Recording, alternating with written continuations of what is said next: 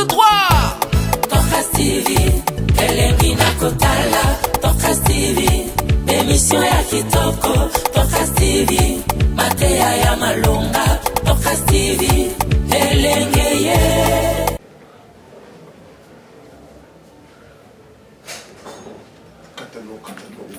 Shalom, shalom à vous tous qui nous suivez à travers votre chaîne Dorcas TV. Que mon Dieu vous bénisse. C'est votre serviteur, le révérend Paul Richard Pandi. C'est avec le même plaisir que je vous retrouve pour notre nouvelle émission de prédication. Nous allons prier avant de commencer. Il est écrit, tu envoyas ta parole et ta parole les éclaira, ta parole les guérit, ta parole les délivra. Ta parole s'apprête à sortir, Seigneur, qu'elle puisse faire sa mission, de libérer les captifs, d'éclairer plusieurs. Saint-Esprit de Dieu, sers-toi de nous comme des simples instruments, afin que toute la gloire revienne à toi. Nous jurons de te remettre toute la gloire. Au nom de Jésus, Amen. Je vais m'entretenir avec nous sur la guérison des blessures intérieures. La guérison de blessures intérieures. J'ai tiré ce thème de Luc chapitre 4, le verset 18. L'Esprit du Seigneur est sur moi parce qu'il m'a oint pour annoncer des bonnes nouvelles aux pauvres. Il m'a envoyé guérir ceux qui ont le cœur brisé. Nous voyons ici que la guérison des blessures intérieures fait partie de la priorité du ministère de Jésus.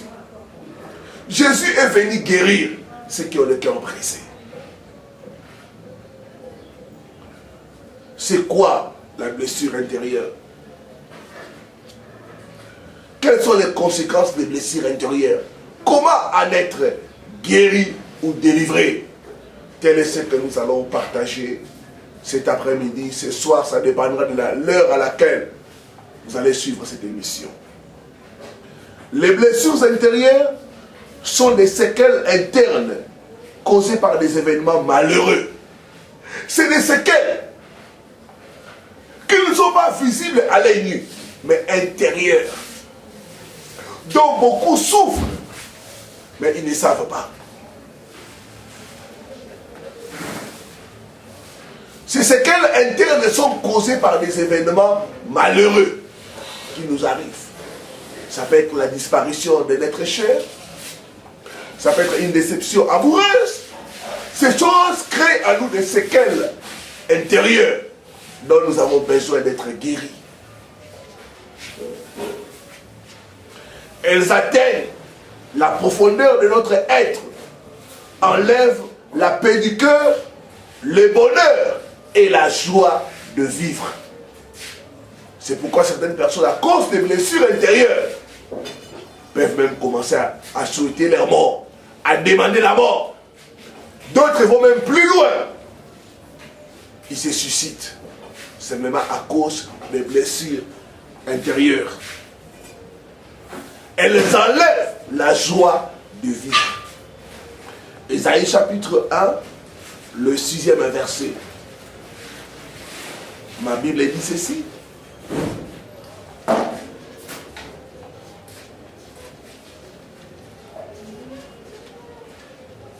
De la plante du pied jusqu'à la tête, rien n'est en bon état.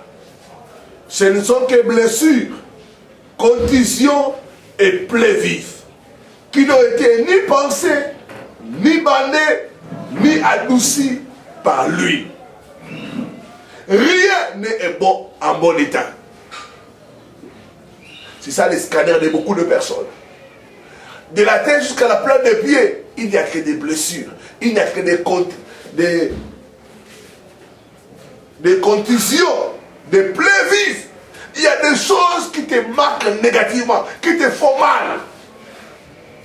Jésus est capable de te guérir.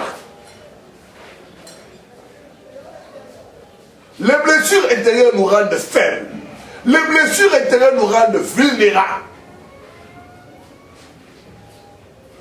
Donc la première définition des blessures intérieures, ce sont des séquelles internes, causées par des événements malheureux. La deuxième définition que nous avons retenue pour vous, ce sont des coups intérieurs que nous recevons des brigands de la vie. Luc 10, verset 30. La Bible dit, il y avait un homme qui partait de Jérusalem vers Jéricho. En cours de route, cet homme a été rencontré par des brigands qui l'ont tabassé, qui lui ont donné des coups.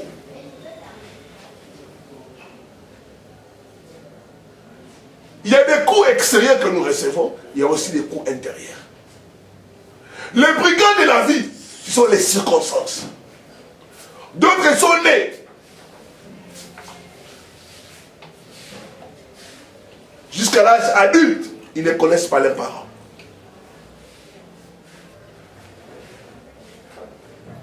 D'autres ont été abandonnés par leur famille. D'autres ont été élevés par des oncles qui les ont chaque fois blessés. C'est ça les brigands de la vie. C'est les circonstances qui nous arrivent. C'est les circonstances qui nous arrivent. Nous n'avons pas planifié cela. Mais cela nous est arrivé. Peut-être tu es en train de me suivre. Tu es divorcé. Tu n'as jamais planifié ça dans ta vie. Mais c'est arrivé. C'est des coups intérieurs que nous recevons.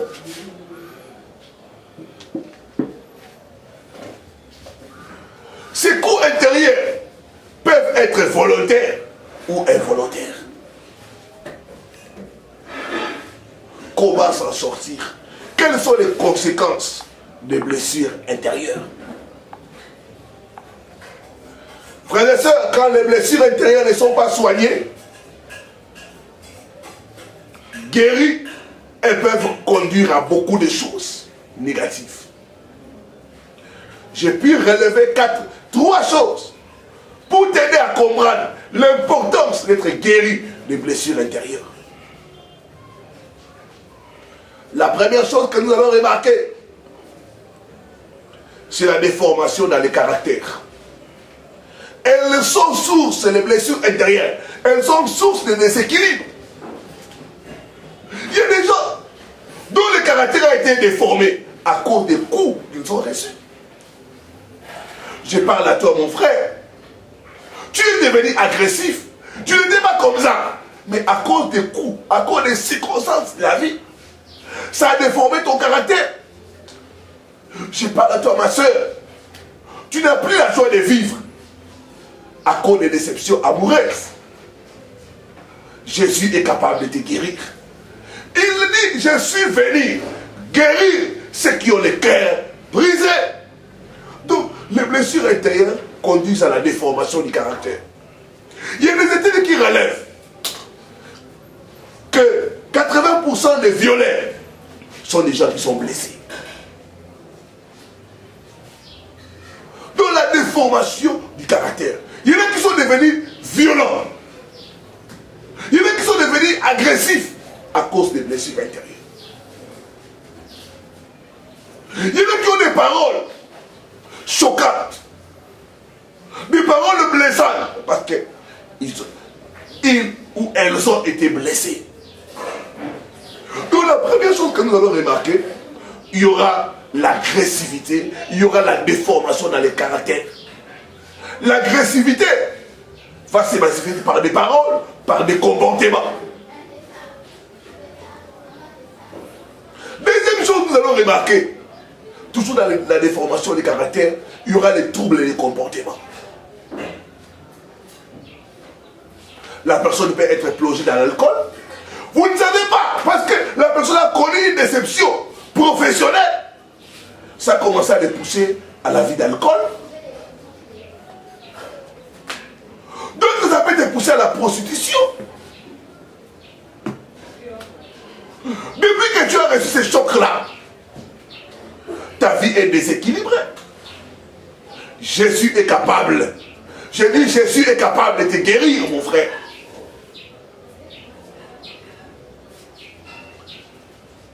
La prostitution, l'alcoolisme, les troubles des comportements, sont les conséquences des blessures intérieures. Une autre chose, nous allons remarquer, la personne blessée aura tendance à blesser les autres, à faire du mal aux autres, à faire souffrir les autres. Quand nous lisons dans la parole, nous allons remarquer les mecs, les premiers polygames de la Bible. Cet homme dit, j'ai tué un homme à cause de ma blessure. Donc, les troubles de comportement, l'homme aura tendance, ou la femme, à faire du mal aux autres. Pourquoi? Parce que la personne est blessée. La personne peut devenir renfermée. La personne peut devenir triste à cause des coups intérieurs reçus. Il dit, j'ai tué un homme à cause de ma blessure. Les blessures intérieures sont comme un poison. Ça empoisonne notre vie et ça empoisonne la vie des autres. Ça peut créer le complexe d'infériorité.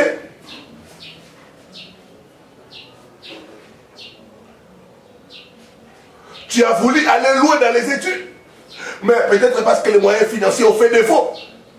Et tu es resté avec une blessure qui a engendré en toi le complexe d'infériorité. Mon Dieu est capable de te guérir. Je dis, mon Dieu est capable de te guérir au nom de Jésus. Donc la première chose que nous allons remarquer, c'est la déformation du caractère. Les troubles de comportement. Il y a déjà, tu vois, il n'avait pas ce comportement-là. Mais seulement à cause des coups reçus, à cause des circonstances de la vie, la personne est devenue sans foutiste. Je parle à toi, mon frère, tu changes des femmes comme tu changes des habits. Ce n'est pas normal. Je dis que ce n'est pas normal. Deuxième chose, comme conséquence des blessures intérieures, c'est que nous devons soigner les blessures intérieures. Si elles ne sont pas soignées, les blessures intérieures vont conduire à la déformation du caractère. Deuxième chose que nous allons remarquer, c'est les maladies psychosomatiques.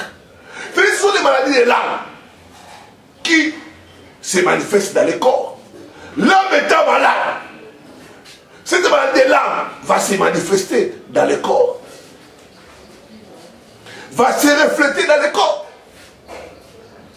Nous allons remarquer par exemple les manques d'appétit. Vous verrez, la personne n'a plus d'appétit. Manger, c'est devenu quelque chose de difficile pour la personne, parce que la personne est blessée. Tu prends des produits, mais ça ne se termine pas parce que c'est une maladie psychosomatique. C'est une maladie spirituelle. Les vertiges, la gastrite, l'estomac, les douleurs d'estomac, les maux d'estomac sont souvent des maladies dues aux blessures intérieures. Il y a le vieillissement précoce. Vous verrez, la personne qui a reçu beaucoup de chocs va vieillir précocement. Que ce soit un homme ou une femme, il y aura des insomnies, des palpitations, il y aura la frigidité. La femme n'aura aucun désir vers les hommes à cause des coups, à cause des déceptions reçues. Il y aura l'hypertension. Aujourd'hui, beaucoup de gens, à cause de la situation économique, font des AVC. Tout ça, c'est parce qu'il y a des chocs intérieurs qui n'ont pas été guéris. Nous devons chercher à sortir des blessures intérieures. Sinon, ça sera difficile pour nous. Il y aura l'amaigrissement sans raison. Il y aura toutes sortes de dysfonctionnements dans le corps de la personne. Pourquoi? Parce que l'âme est malade. Les blessures intérieures ont des conséquences sur notre corps. Ça va développer certaines maladies. Ça va nous déséquilibrer. Ça va nous enlever la joie de vivre. Ça va nous enlever la paix. Et troisième chose, comme conséquence des blessures intérieures, les blessures intérieures amènent la possession démoniaque. Il y a beaucoup de gens qui ont été possédés par des démons à cause des blessures intérieures. Frères, c'est ce qui est vrai sur le plan naturel, l'est aussi vrai sur le plan spirituel. Une plaie qui n'est pas soignée, cette plaie sera infectée par des microbes. De même, une plaie intérieure qui n'est pas soignée, qui n'est pas guérie, va donner accès aux démons d'entrer dans la vie de la personne, de tourmenter la personne, de détruire la vie de la personne. La Bible dit, le diable ne vient que pour voler, égorger et détruire. Quand il entre par les blessures intérieures, c'est pour détruire la personne. C'est pour condamner la personne. C'est pour amener la personne à différents abus.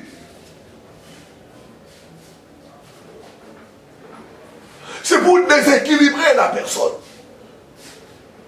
Détruire, voler et tuer. Quand l'ennemi entre par les blessures intérieures, c'est pour tuer, détruire.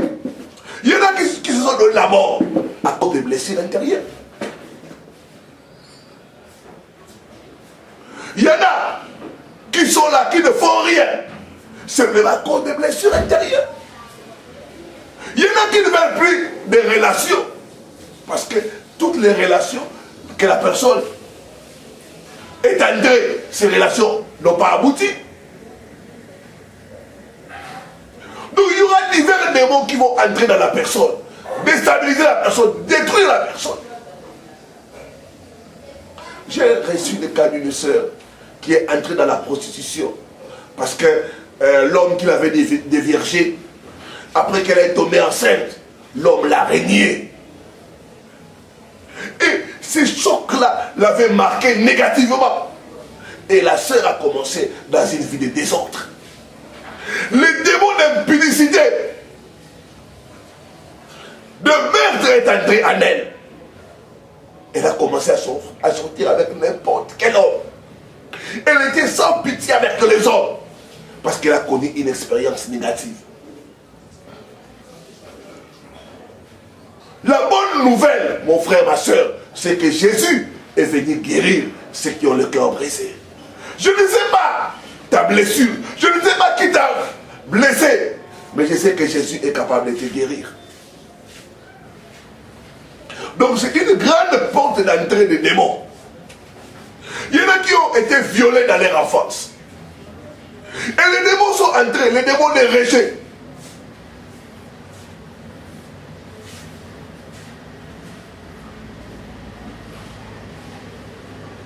D'autres, les démons d'alcoolisme est entré. Les démons de désordre a profité. Vous savez, quand l'homme intérieur est faible, le diable est laissé. C'est le moment que le diable profite pour faire beaucoup de dégâts dans la vie des gens. Comment être guéri des blessures intérieures? Première chose, nous disons,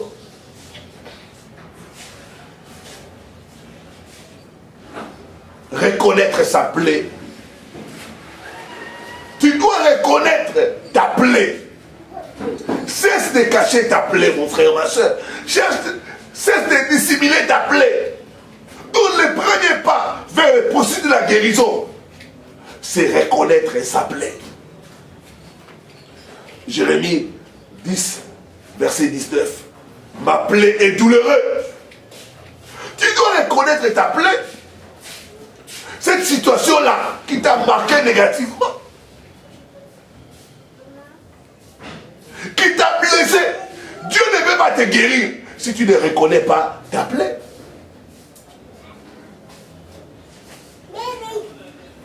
Seule la personne blessée peut chercher à être guérie.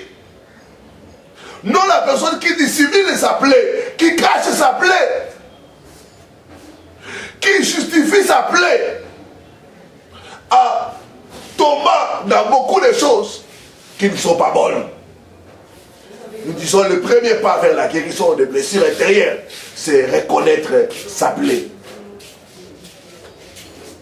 Deuxième pas, reconnaître que seul Jésus peut nous guérir. Une des missions du Seigneur, c'est guérir ceux qui ont le cœur brisé. Toi qui es en train de vivre les divorces, Jésus est capable de guérir ton cœur. Tu t'es donné pour cette relation-là, mais ça n'a pas marché. Et tu es resté affecté négativement. Jésus est capable de te guérir. Reconnaître que seul Jésus peut nous guérir des blessures intérieures. Je dis toujours aux gens à l'église pour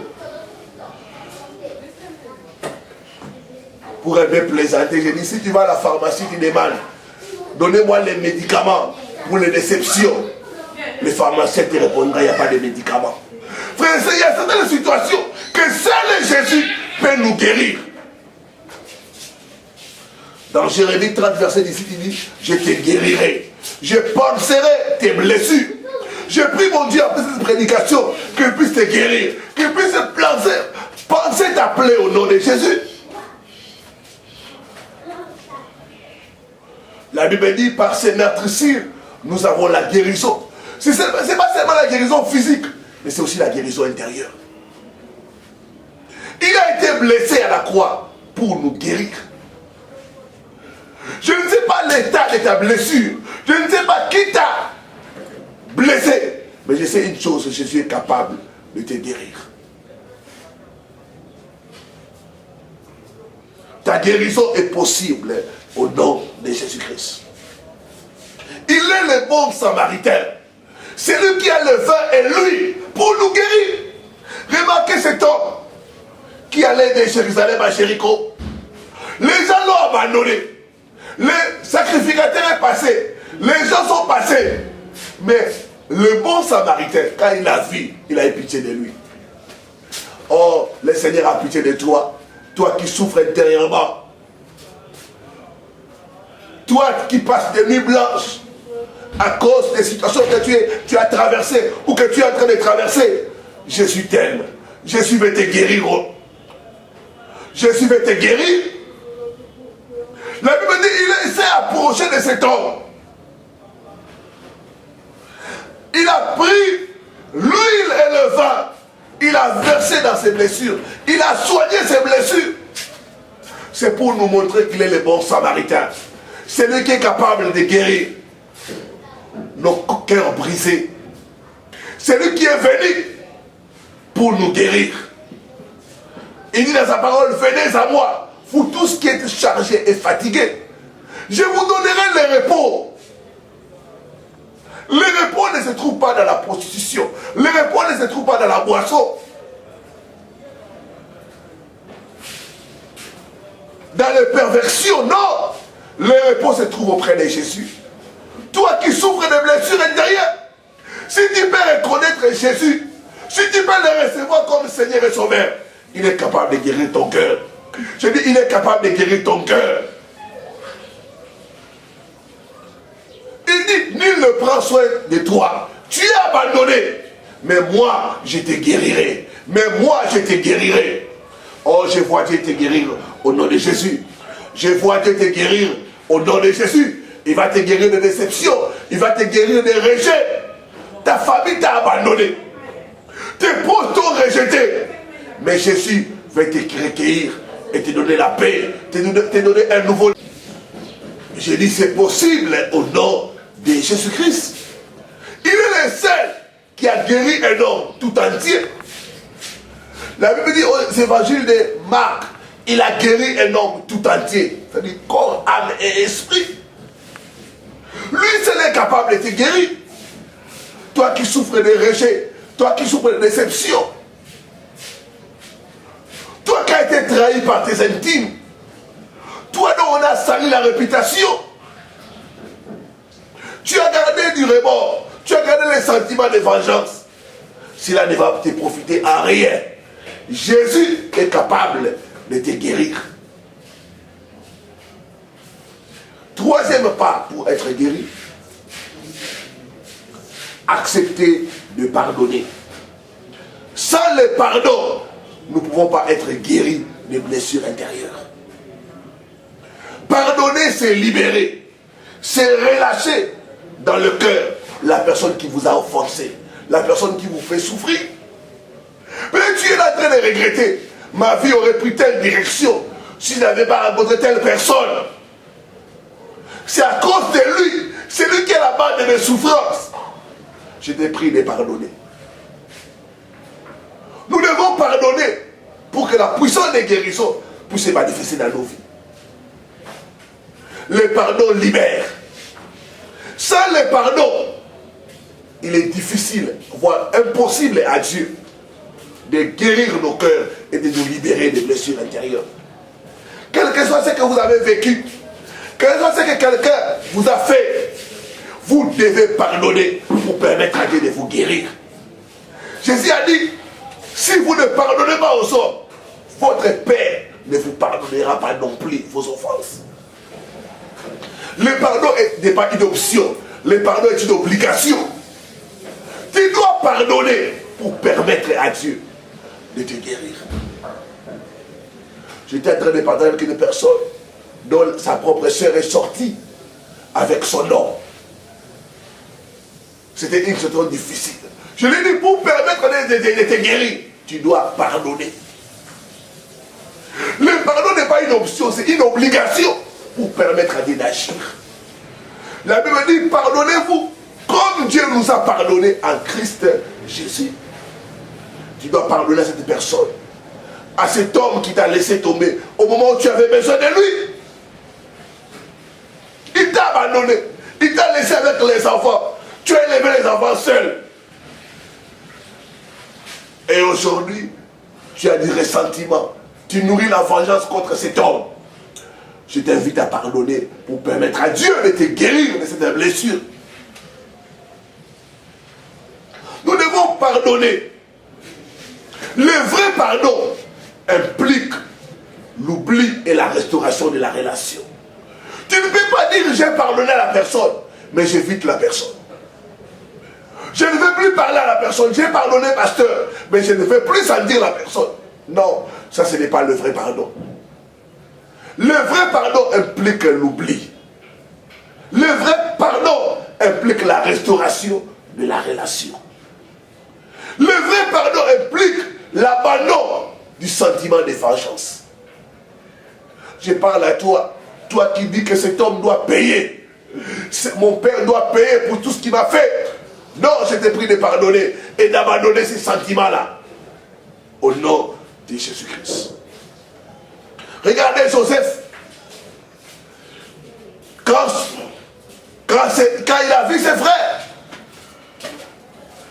frères qu'il avait abandonnés, qu'il avait vendus, qu'il avait fait souffrir, Joseph a pardonné à ses frères. Le pardon permet à Dieu d'agir dans nos vies, de nous restaurer, de nous guérir. Remarquez les deux enfants de Joseph. La vie de Joseph nous donne l'exemple du pardon. Nous devons pardonner à nos ennemis.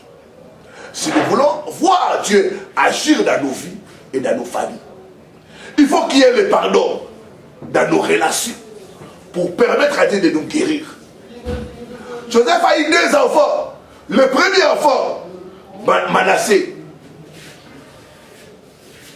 Et le deuxième enfant, Ephraïm.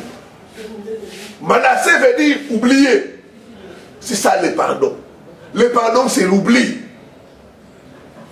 Vous n'allez plus tenir compte de cela. Vous n'allez plus rappeler à la personne. Vous savez, à telle date, vous avez fait ceci. Là, vous n'avez pas pardonné. Les gens du monde disent pardonner, ce n'est pas oublier. Imaginez un peu si Dieu faisait cela à notre égard. Non, je dis pardonner, c'est effacer la dette. Pardonner, c'est ne plus se souvenir. C'est libérer la personne dans son cœur et se libérer. Il est temps que tu puisses te libérer, mon frère. Libérer ces personnes qui t'ont fait du mal. Il est temps que tu puisses te libérer pour permettre au Saint-Esprit d'agir dans ta vie. Vous savez, quand Joseph a pardonné, il a été libéré. Et le deuxième enfant qu'il a eu, Le nom, c'est Ephraïm, qui veut dire fécond. Quand nous pardonnons, Dieu nous bénit. Quand nous pardonnons, Dieu nous restaure et Dieu ouvre les portes pour nous. Je vois Dieu te bénir au nom de Jésus. Je dis, je vois Dieu te bénir au nom de Jésus. Toi qui es touché par ces messages, toi qui es blessé, la guérison intérieure, c'est un processus. Appelle-nous à nos numéros WhatsApp ou Viber, nous allons t'aider.